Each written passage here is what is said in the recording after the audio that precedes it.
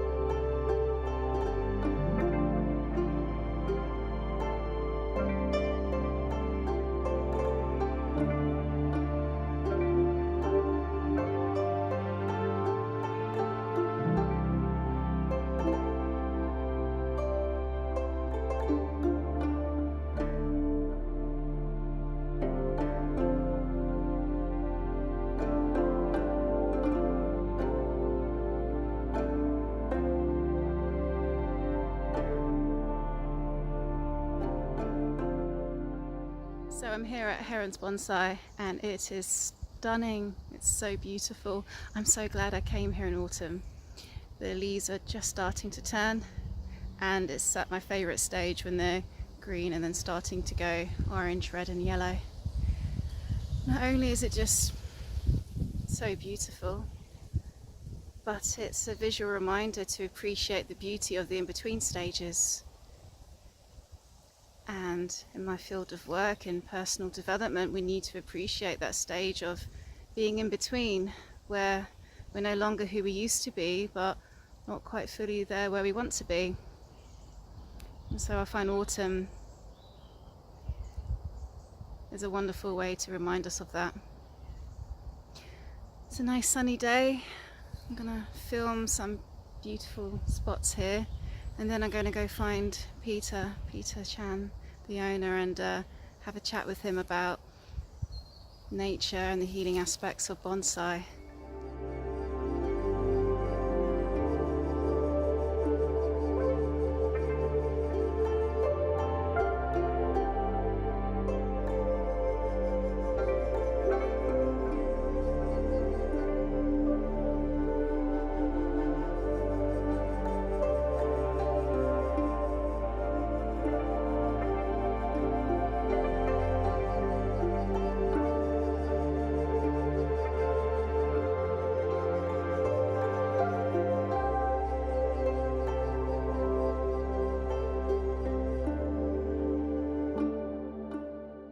They sometimes host workshops here at Herons. I've been here before a few years ago, which was a workshop about making bonsai trees and appreciating wabi-sabi and understanding Japanese principles, art therapy and the healing nature of art therapy. So behind me you've got a workshop area there, a gorgeous pond there and a gorgeous seating area. It's so peaceful here.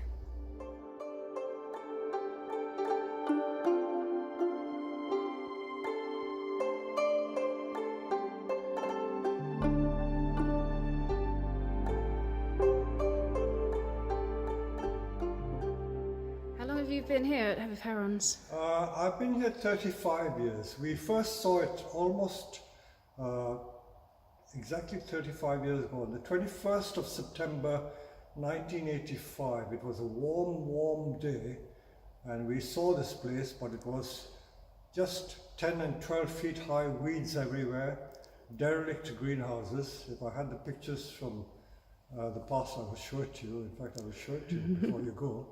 And I knew that there was potential straight away. But the journey has been a long and I wouldn't say difficult. Right? I always look at the positives of everything, and it was a challenge. I knew it required a lot of work, and the first 3 years, because the nursery couldn't support the family, I literally did 2 jobs. I continued working up in town, so as to leave home at 7 in the morning, get to work for 8:30 in Millbank, and then leave Millbank at about 6 and come home at 7:30 or 8 and then water the trees. So 3 years I did 2 jobs. before it could get established, and then I could get out of that rat race in London and live this life. But many people see these beautiful surroundings and they think it's ready-made. It was like this. It's not. It was nothing. It was a nothing place. But the journey has been exciting making it, and I always look on everything as a challenge. If there are obstacles, I look on it as something that I want to conquer and get over. I don't know what syndrome you call that, but this is what gives me satisfaction and enjoyment in life. So the reason why I got out of the rat race was because I was not happy with the job, and in those days I joined the civil service in 1974, and there was a lot of discrimination in those days. So although I was writing speeches for ministers and even a few speeches for the then Prime Minister, whenever promotions came up, you never got it, you know. So I said, what the hell, rather than bang your head against a brick wall, I just go around the wall and find another route. And that has always been my approach to life. I never see anything as, insurmountable or a challenge that you can't get over. If there's a blockage, if there is a wall, you don't bang your head against the wall, you go around the wall. So there are easier ways of doing it. So that's always been my approach to life. And that's what kept me sane and contented. And that's how I've got through life whenever there are problems. Like, to give you another instance, a key moment in the development of Herons was the Great Storm of '87, probably before a lot of you guys may have been born. I remember that, the hurricane. The Great Storm of '87, October '87. We could see the greenhouses. They were 45-year-old greenhouses. They were built in the war. And they were just collapsing in the storm, crumbling down. And my wife always used to tell me that she remembered me saying that here's the opportunity to start again. I didn't cry and say, that's the end of the world. I always see it as an opportunity to do something new. Again, I think I'm fortunate that I have that mindset and I can look at it in that way. Whether it can be inculcated or developed, I'm not sure. But getting through life in that mindset, I think, is helpful. And I'm fortunate to be able to do that. So throughout my life, I've always taken that attitude towards everything that I try to achieve. So that is, in a nutshell, is how we've developed this place. I'm a great believer in what we call fate. I know that it is not a popular concept, but having grown up in India, where a lot of people believe in fate, not in a negative way, that means if you're born in such a situation, you can never change it. I believe you can change it. But you are destined to do these things. Had I not lived in a flat, had I not done ceramics or pottery, I would not have stumbled into bonsai. Had I not left the civil service, I wouldn't be doing what I'm doing now. So although I didn't get the promotions that I hankered after and didn't get a career as a civil servant, that was a good thing, blessing in disguise, The Almighty, the man above, sent me down that path. So I always look at it like that, So, I think you're destined to do certain things, and I'm glad that I was destined to do this. And I can say that I've lived a very satisfying life in that respect. Now, Wabi and Sabi are these concepts of, there is a bit of antiquity in it, there's a bit of imperfection in it. So, like in a lot of the Zen concepts, life is never perfect. Beauty is never perfect. Beauty is never permanent, like this. It's not permanent, but it is all transient. It's here today and gone tomorrow.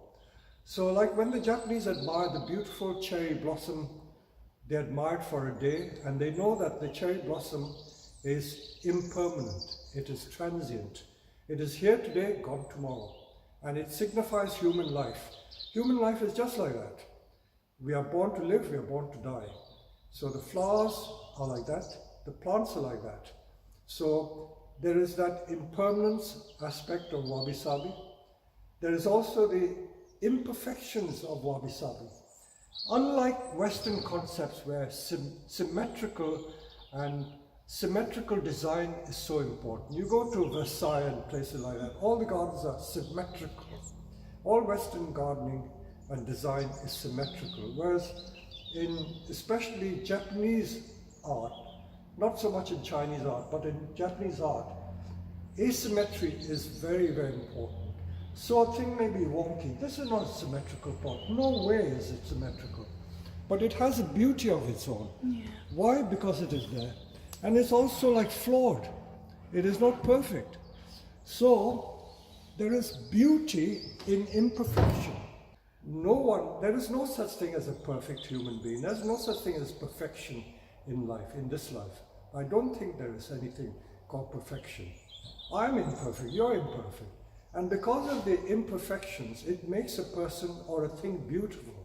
And that is the very important concept in Wabi Sabi, where the imperfection is important. I've got a Japanese pot here, which I would like to show you. Let me bring it in. Now this is a pot I picked up in Japan. Whenever I go to Japan, I pick up these things. You look at this pot, you look at the rim there. It is not a perfect rim. No. You see the imperfection there? Yes. And yet, it is beautiful. The glaze is all different. You see the glaze here? This is all not symmetrical. And because of the imperfections, there is that inherent or innate beauty in it. So the imperfection concept in Wabi Sabi is important, and it can be translated, I believe, into our human existence and our human psyche. I know a lot of people have problems with their own personalities and they try to change it. But I believe that if you are able to accept it, I don't know whether I'm being heretical or not, you can correct me if I'm wrong, but I am quite happy with my imperfections, you know? So I'm at peace with myself in that way because I've accepted it like that. So that is that very, very important aspect of Wabi Sabi where the imperfections are important. And then the feeling of age, you know, there's antiquity in it, that is also part of the beauty. So all the things that normally are not associated with beauty come out very strongly in the Wabi Sabi concept. Now, if you have an old haggard lady, to the world's eyes in today's fashionable culture, that would not be considered a beautiful thing. You've got to be young and beautiful, surely, isn't it? But in Wabi Sabi, the age, the antiquity has a beauty of its own. So there you are, that's another concept which is very important in Wabi Sabi. So I hope I'm able to convey just some of the aspects of the Wabi concept in Japanese art. You know, it's not just art, it is all part of living. So art is just one aspect of that, because our totality is not just visual things, it's your human psyche, it's the way you live, the way you do things, it's all is part of the entire, you know, universe as it were. So Peter, I was wondering if you can share with me your insights or any knowledge and wisdom gained from your time being here about how nature and how bonsai can help people who have anxiety, who have depression, who are traumatized perhaps. I think the environment certainly helps you to relax and de-stress. That's the mental and psychological side. I'm not talking of the clinical, physical side, because it's no secret that my dear wife passed away 3 years ago. She had breast cancer, which she suffered for 27 years. Well, I could look at it positively again, that had she not lived here, she may not have survived that long, isn't it?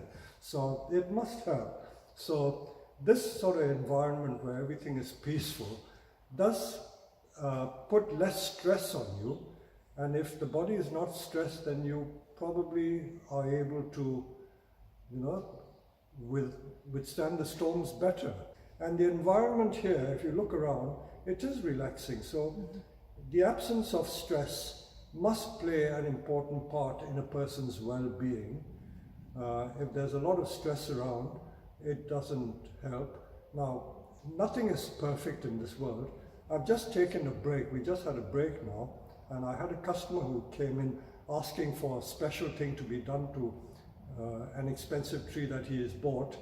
And just to give you a small insight, one of the staff felt that he shouldn't be asked to do it, and he was saying, oh, why do you ask me to do it, and this and that. So there's a lot of stress around. Nothing is stress-free, but you've got to just work around them and just say that, you know, we need you to do it because you're the best at doing it, and then the stress situation is over. Like when I used to do the speech writing bit, that was the most stressful part of my civil service career. When, as I said, they want a speech turned around in 24 hours, and you've got to do it. There's nothing, you know, there's no choice. You can't say no. So just sit down and do it. Get on with it. There's no good panicking about it. My form of de-stressing is that I look at the environment around me, and when I do my bonsai, you're looking at nature's object and creation, and you try and work with it.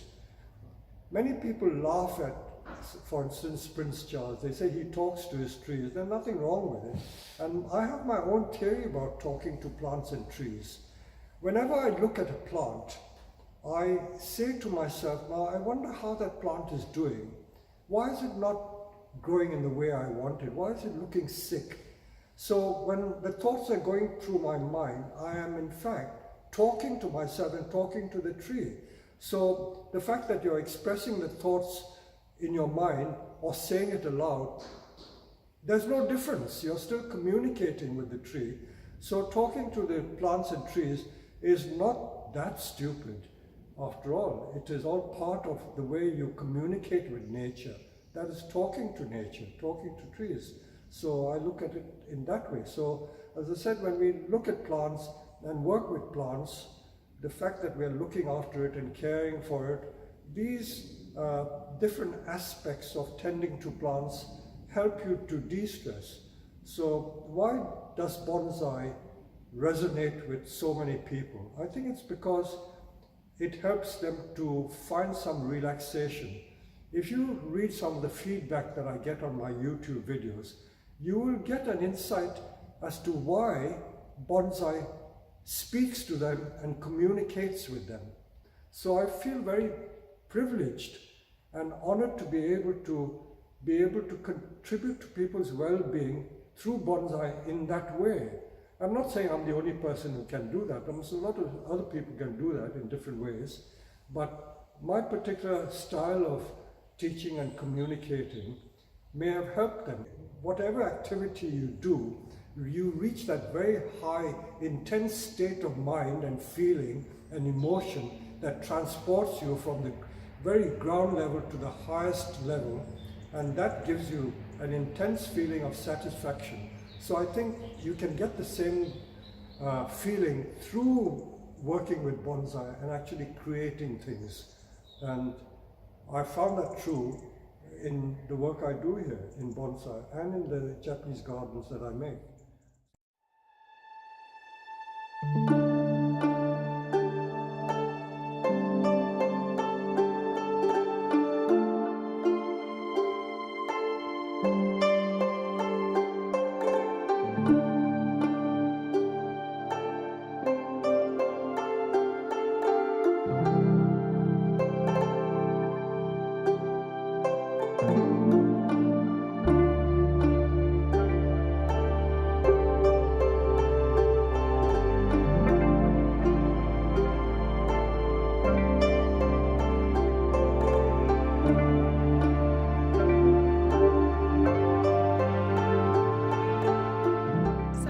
Chat with Peter, enjoyed the scenery here and appreciated the beauty of all these trees and plants and nature in front of me, and just reflecting on the stillness of it all here, just like what he was saying about wabi-sabi, how there is beauty in imperfection, and this is something that we forget, many of us, myself included, being perfectionists, appreciating our imperfections, and that there's beauty to be found in our imperfections, which is a concept that we forget in Western culture. We think, no, things must be perfect, I must be perfect in order to be accepted, in order to be worthy. And it's not to say that we shouldn't keep working on ourselves, but maybe there's something in taking a pause to appreciate just how beautiful you are, just how far you've come. what you've had to survive just to be alive. The world is suffering. How much you've had to do just to exist. And that it's okay to get things wrong sometimes. It's okay to mess up.